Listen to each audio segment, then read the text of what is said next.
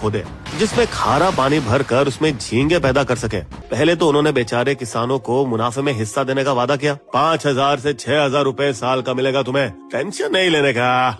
लेकिन फिर धोखा देते हुए गांव वालों को ठेंगा दिखाया। कब्जा की गई 200 बीघा जमीन के बदले कुछ न देकर वो उन्हें खाली हाथ भूखमरी के कगार पर ले गया। और जब अपने सरकारी बाप की ताकत से वो कर्मा अध्यक्ष यानी मत्स्य पालन और पशुपालन विभाग का अधिकारी बना, फिर गब्बर ने अपनी ताकत से गैर कानूनी इस्तेमाल से संदेश खाली का नक्शा ही चावल की खेती से जल पशु पालन में बदल दिया, जैसे जमीन उसके परिवार की जागीर हो। वो बाहुबली बादशाह बन गया, घमंड से इतना चूर कि उसने गांव के पास एक बाजार जबरन अपने नाम पर करवाया और बच्चों के एक छोटे से खेल के मैदान पर भी कब्जा किया। दिलचस्प है कि 1996 की अनिल कपूर की फिल्म लोफर में भी ऐसा ही हो चुका है, जहां एक गांव का गुंडा बादशाह भी ऐसा ही करता था। जब छोटी मछली वाले किसान अपनी उपज बेचने आते तो उसके गुर्गे धमका के उन्हें मजबूर करते सत्ता वाली टीएमसी से जुड़े व्यापारी को कम कीमत पर माल बेचने के लिए।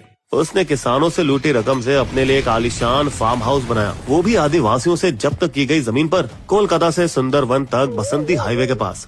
जिसके गांव वाले तो बेहद गरीब थे, पर हमारे बादशाह ने सफेद, नीले और पीले रंग के 3 आलीशान बंगले बनाए, लगभग 20 फैंसी बाइक और कुछ कारों के साथ, जिसमें ये शक है कि उसने 60 करोड़ रुपए के नगद और कई तरह की बड़ी बंदूकें छिपाई हैं। उसकी एक और शातिर आदत थी कि वे अपने आदमियों को पिटवाने की सजा का झूठा नाटक करता ताकि गांव वालों को डराकर चेतावनी दे सके, अगर मेरा ऑर्डर किसी ने नहीं माना तो उसका यही हाल होगा।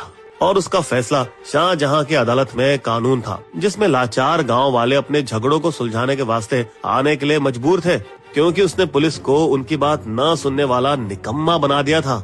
सिर्फ पुलिस ही नहीं, यहाँ तक कि संदेश खाली के टीएमसी विधायक को भी उसके सामने सर झुकाकर बात करनी पड़ती, जैसे वो ही वहाँ की सरकार हो। हाँ, एक बार जरूर लगा कि उसका राज